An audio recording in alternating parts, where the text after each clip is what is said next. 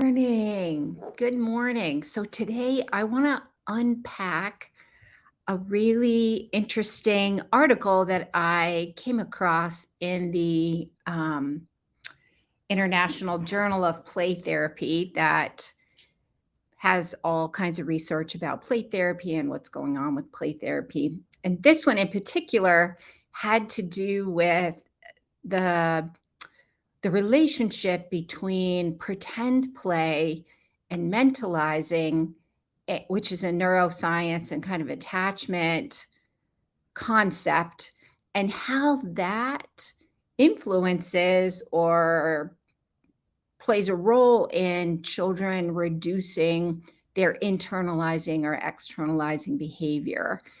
And so there's a whole bunch of concepts in this particular study focus. And so I wanted to break down some of those concepts like pretend play completion, mentalization, and the connection between pretend play and pretend play completion, mentalization, and the impact that has on children's behavior that they're trying to work through, either internalizing some of their distress or externalizing the distress that they're experiencing.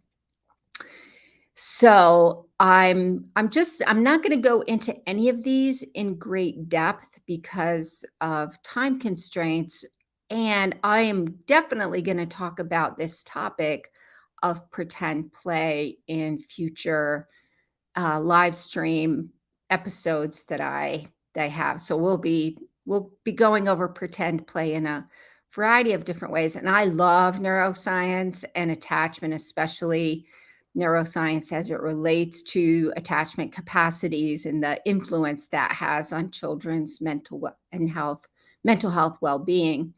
So this research article was kind of a bonanza for me to look at all of those concepts together.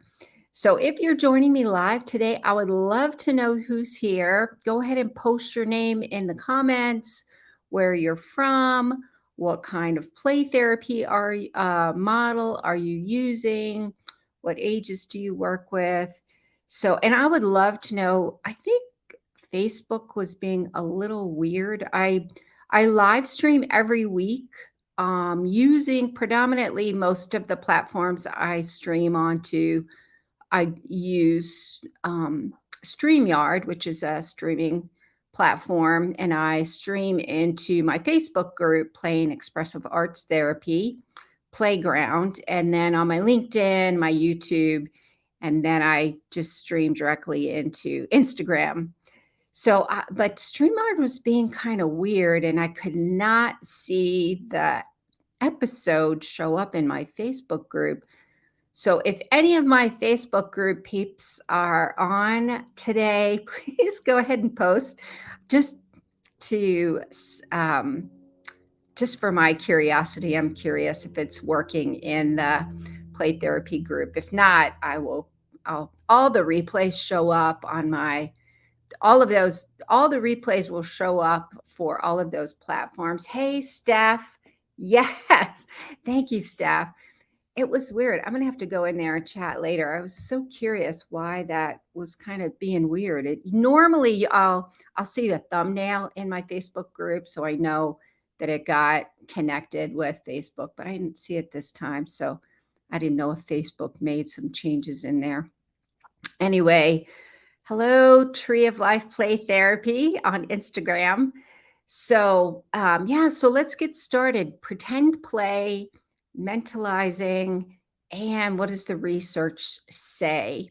So, let me unpack a few things first. So, essentially, what is pretend play and how is it therapeutic in play therapy?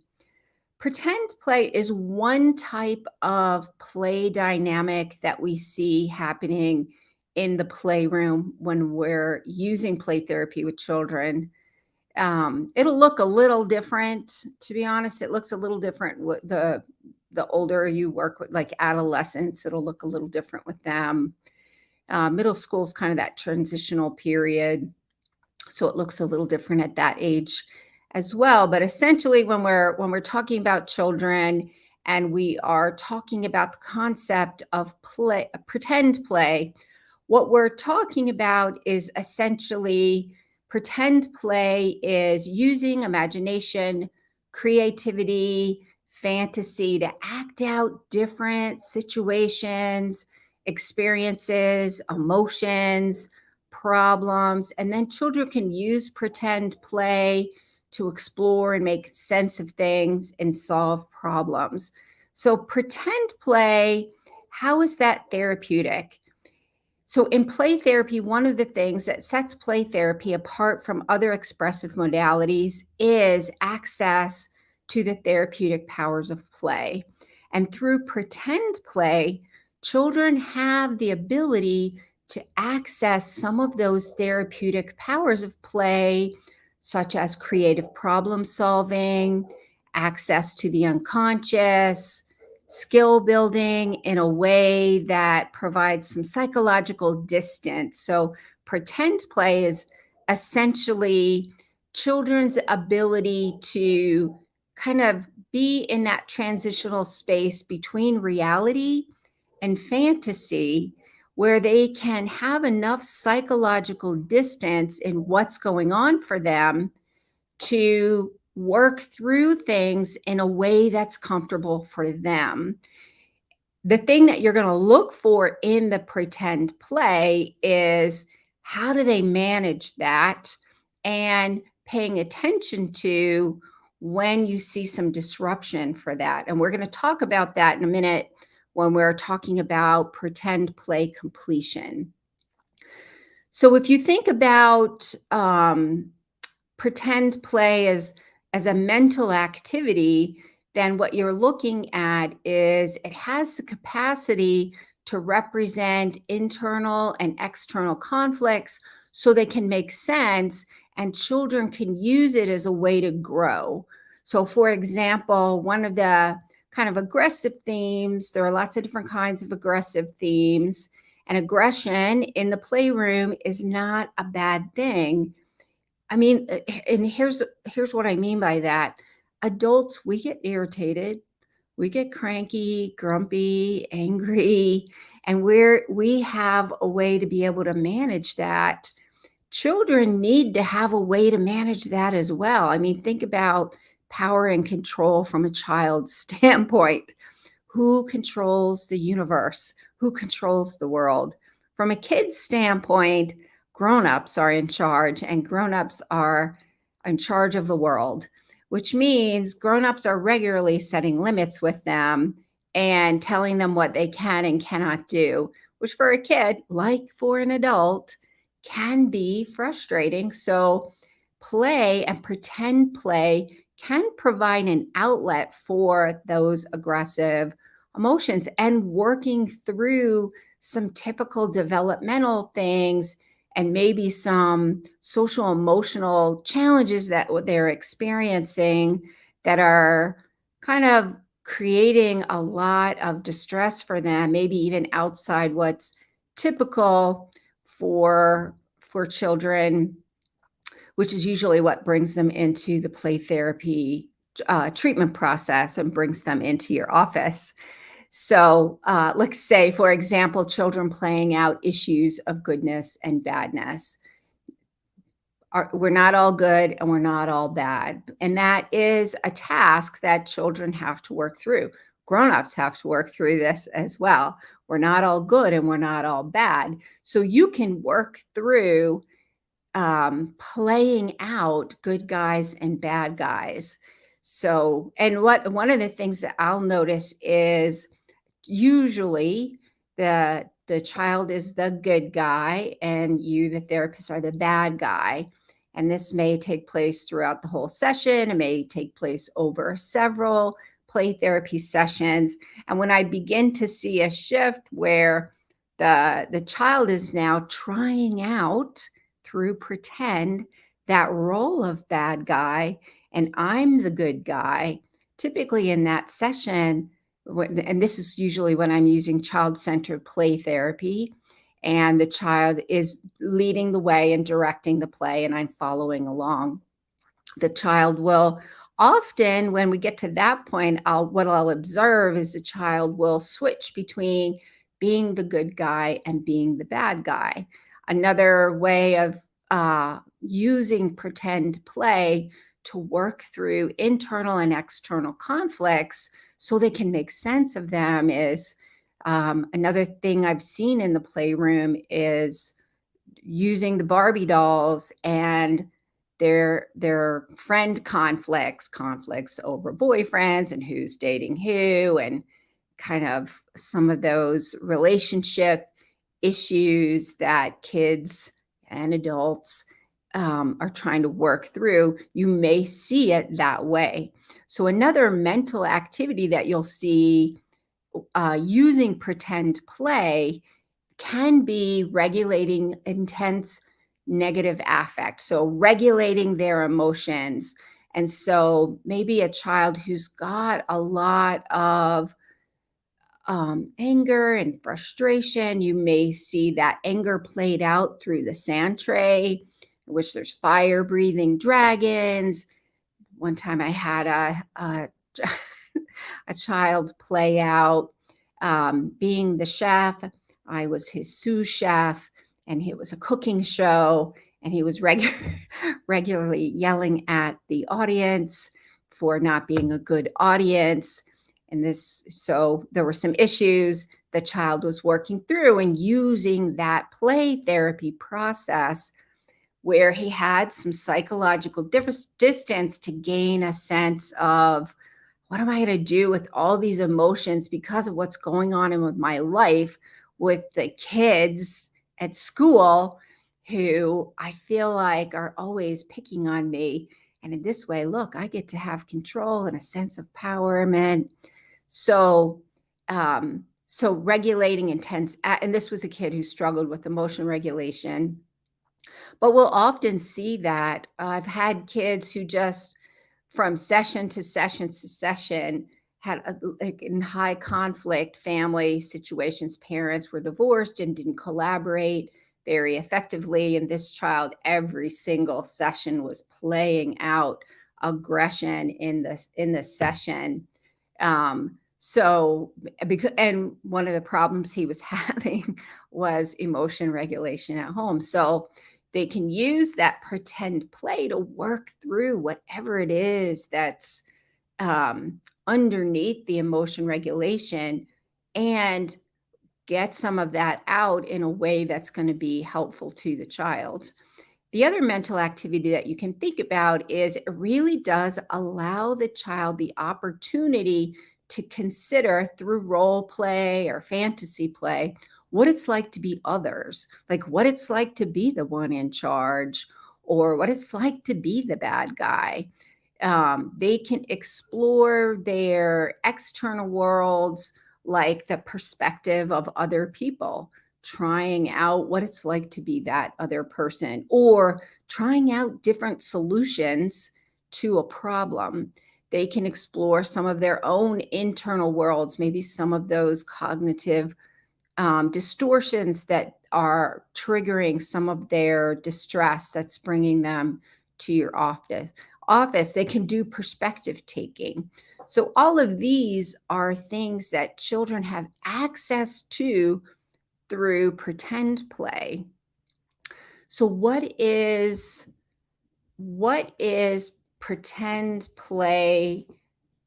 I just put my banners up here on my Facebook group and LinkedIn and YouTube. So what is pretend play completion? So pretend play allows children to follow those internal and external narratives that they have going on for them. And they do that. You'll see them as you'll either see some children play out their narratives silently. Other children will play it out. You'll notice the story that they're narrating throughout the play. But either way, what you're noticing is throughout the play, they have a narrative that they're following. Every good story has a beginning, a middle, and an end. So in their play, you'll see how they're going through that story or that narrative all the way to completion. And so being able to access those therapeutic powers of play and enter into that healing space between reality and staying grounded in the play therapy session. And this is where the play therapist comes into play in terms of providing that safe space, that free and protected space, and also being the one who keeps that playroom and that play process grounded. Um, and so when children, sometimes what you'll see, and this is what you're paying attention for, are they following that narrative? What is that narrative like?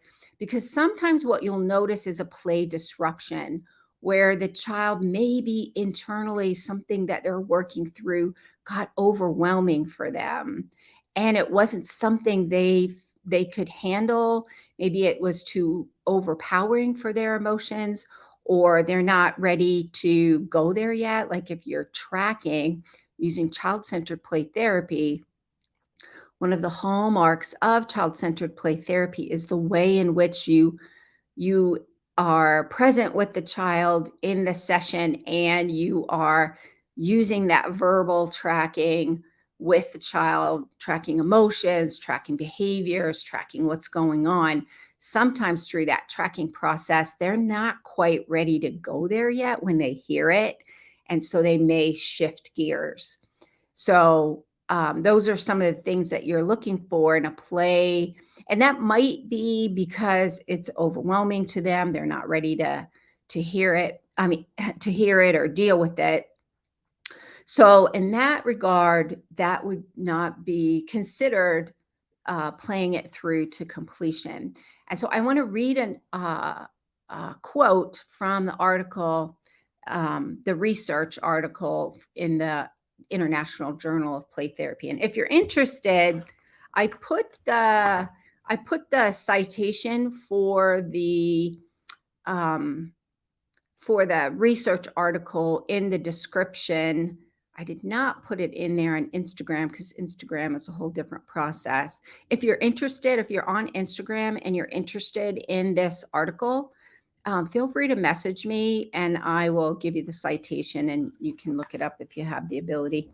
And if you are a member of the Association for Play Therapy and you're getting the journal, it's the April 2023 journal. It's the most recent one. So the study is called Play Completion Predicts Fewer Child Psychological Difficulties, a longitudinal study of the mentalizing process. And that, so I want to read a quote from this because I thought it was a really good one. Clinical experience and research suggests that a dimension of pretend play associated with mastery and coherence is completion of pretend play narrative, which we hypothesized would be associated with better child outcomes. So I just want to read a couple of the comments here. So a Facebook user said, so do we need to make process insight comments on pretend play? For example, the chef kiddo, do we say something like, wow, do you ever feel like that? Feel like others are not supportive of you, blah, blah, blah, or just wrap it up with something like, wow, that was a fun cooking show. That's a really good question. And my response to that will be, it depends on your play therapy theoretical model. So in child-centered play therapy, you would just track it. You would track reflecting the emotion. You would track what the child is saying and doing. But in a different play therapy theoretical model, like maybe Gestalt play therapy or Adlerian play therapy or prescriptive play therapy or any of the other ones, the likelihood you are going to have some type of tracking to make that connection in the, like, for example, the question that you asked, that do you ever feel like others are not supportive of you? That might be a way to track it in another, like, Gestalt play therapy or Adlerian play therapy. So again, it always comes back to, when you're using play therapy, what is your theoretical model that you're using? Because theory drives application. Theory is going to dictate how you show up, what you do, what you say, how you respond, how you make those connections. That's all going to be influenced by your theoretical model of play therapy. Um, so Nellie says, thank you for the well thought empowerment. You're welcome, Nellie. So Nellie is actually in Africa. I forgot where you said. Nellie is actually going to be in the US coming up soon, and is really interested in learning more about play therapy and getting some more experience with play therapy the way we do it here in the United States, which I think is really cool. So what is mentalization? So mentalization is a neuroscience and attachments concept, which has and what is its connection to pretend play for healing, which is the subject of this research study. So first, I'm going through kind of unpacking what the concepts are that are being addressed in the study, and then I'm going to give you kind of a wrap up of what the study says. So mentalization is essentially the capacity to understand internal states like emotions, values, intention of others regarding their behavior. So based on what I'm observing of the behavior, even nonverbal, of the behavior of others, I'm going to make sense of it, to get a sense of what's the value of that person, what's the intention, what are the emotions of that person. And mentalization is heavily influenced by your early attachment experiences, which influence children's cognitions of themselves, others, and relationships. And so pretend play is believed to demonstrate a way to understand those mentalizations of children. And so, and it's pretend play and mentalization theory of mind have been a focus of study, and which I find fascinating, which is why I'm going to talk about this topic a little more in future live stream episodes. Because there are more researchers looking at pretend play and mentalization, theory of mind, empathy, all of those kinds of things to better understand how to help children, what's going on with children. And so in this particular study, what did the researchers find out? So in this study, the researchers, they hypothesized.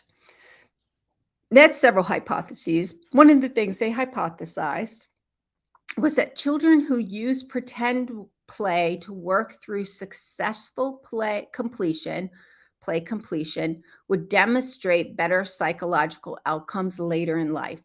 And so it's a longitudinal study where they took they did point one, where they gathered information, had a play therapy session. It didn't sound like there's any particular play theoretical model, although they did have some parameters around how the therapist or the play therapist in the room would interact and engage with the child. So it was more, in this one, it was a little more on the child-centered spectrum, I would say, based on what I read in there. So they took information at point one, and then again 3 years later. And what I found interesting, and part of me is like, I have a lot of questions. What I found interesting was, and I from a research standpoint, I get it, because it'll keep the outcomes what they were looking for. It gives them kind of cleaner, is the way I say it. At the 3-year mark, they only took information. They had another play therapy session or a play session and gathered more information using 2 particular instruments. But they only took the data from children who had not had any intervention. And so the children in the study were children who had been sexually abused and children who had not. And in the study, the final outcome were children, 91 children ages 3 years old to 8 years old. 51 had experienced sexual abuse and 40 children did not. And so at the second reading where they took the data, that those were children who had not gotten any intervention in between, which I found interesting, and I get it.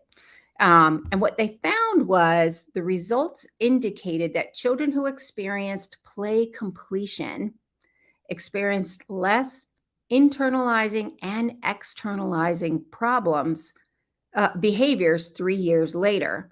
And so I'm going to read another quote from them. What they said was, "This is in line with the idea that through pretend play, children discover that they can play with reality and gain control how they tell their stories."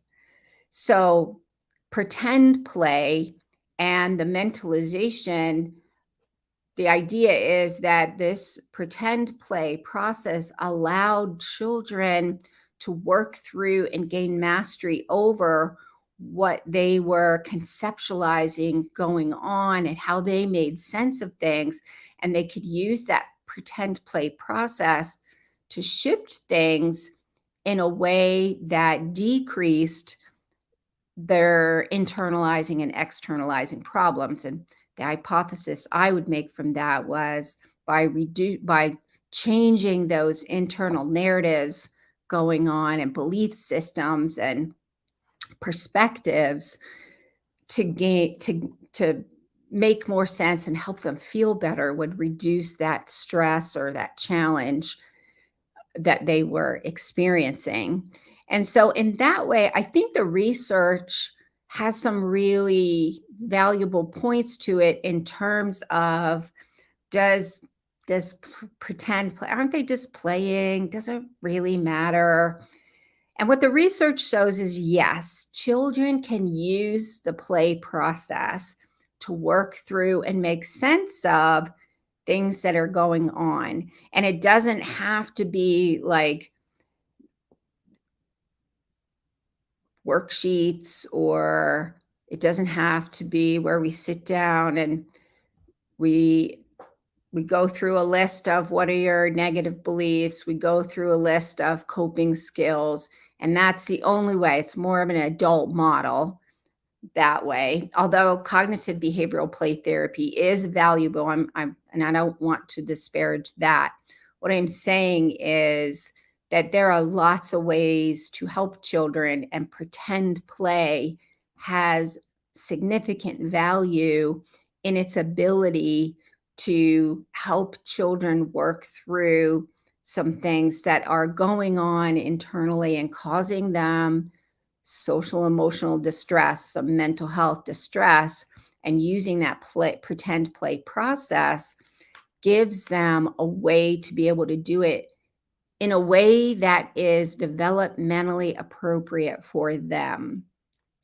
Pretend play for children is a way for them to use something that comes naturally to them that they can't cognitively understand like a grown-up would, and work through and make some changes.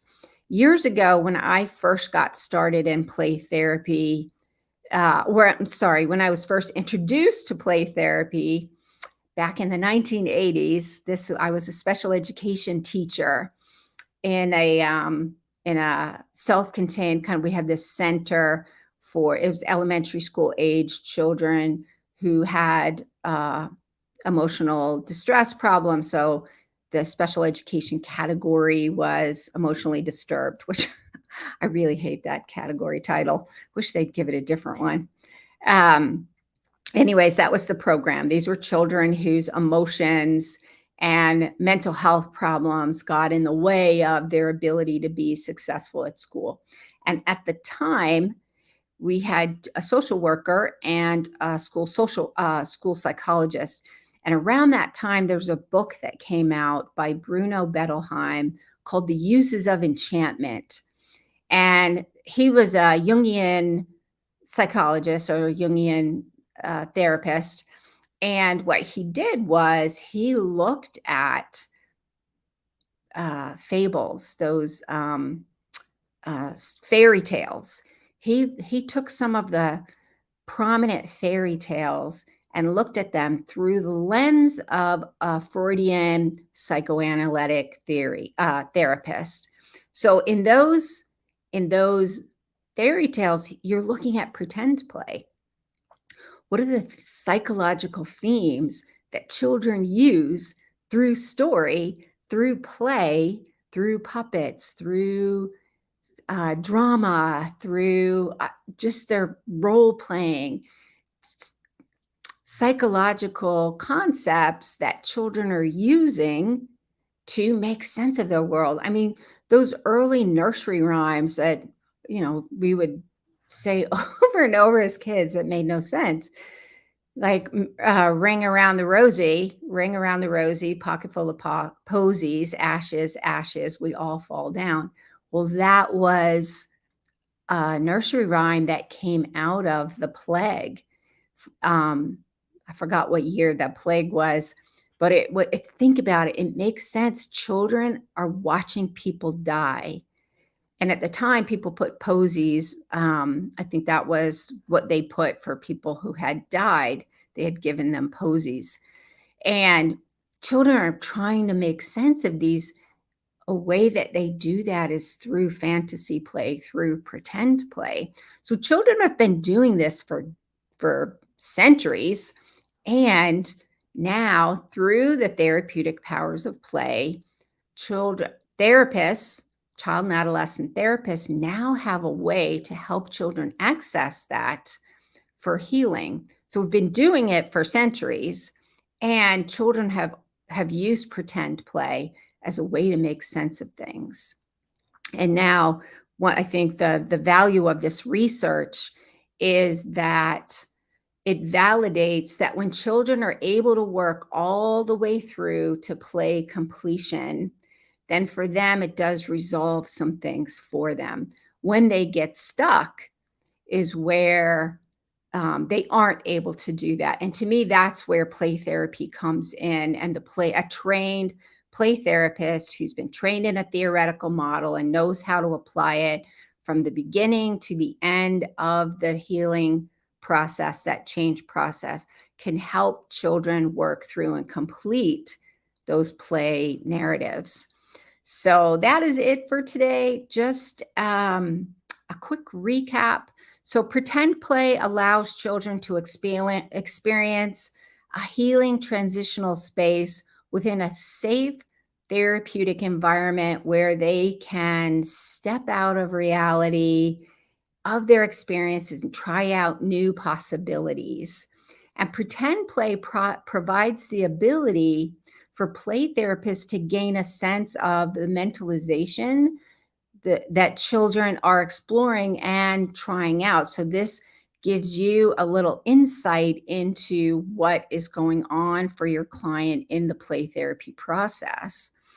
And then finally, children who can engage in play therapy process all the way through completion within that safe therapeutic relationship using pretend play can actually decrease their mental health problems and shift those mentalizations and that can promote resiliency for them. They can use the pretend play for healing.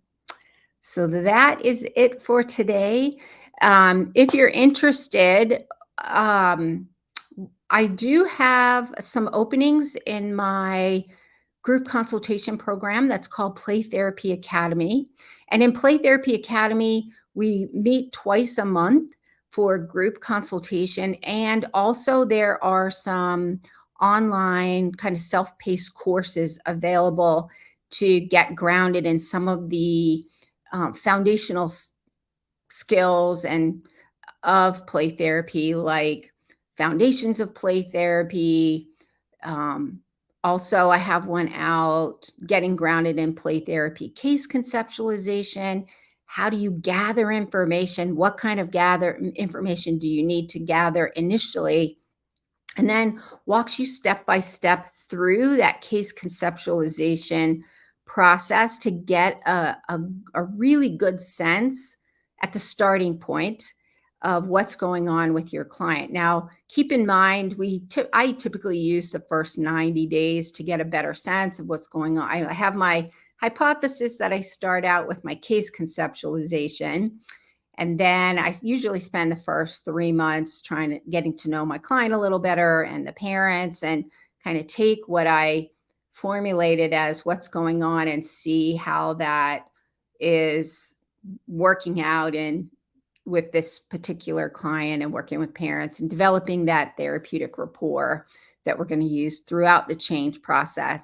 But it is important, I do believe this, it is important to gather information to get a good understanding of what's going on in the play therapy process. So I do have a course for that. It's called Getting Grounded in Play Therapy Case Conceptualization. There's also a course, Getting Grounded in Play Therapy Foundations. Those courses you can purchase separately if you just need the courses. They're also in Play Therapy Academy for those who are doing the group consultation with me. They also have access to these courses. I have another course coming out soon in July. It's going to be Getting Grounded in Play Therapy Treatment Planning. So doing that treatment planning process and writing the treatment plans, and how do you do that. So if you're interested in any of those, you can feel free to hop over to my website. My website is RH for Renewing Hearts, rhplaytherapytraining.com. If you're interested in the courses, you can go on the courses page. If you're interested in Play Therapy Academy, I have a few spots left, and you can go on to the supervision page for Play Therapy Academy and get a sense of that, and then schedule a 30-minute video call with me where we talk about if it's a good program for you, how the program works, and go from there. So if you're interested in those, you can hop over to my website, rhplaytherapytraining.com. Courses are on the courses page. Play Therapy Academy is on the supervision page, and I will see you next time. Bye for now.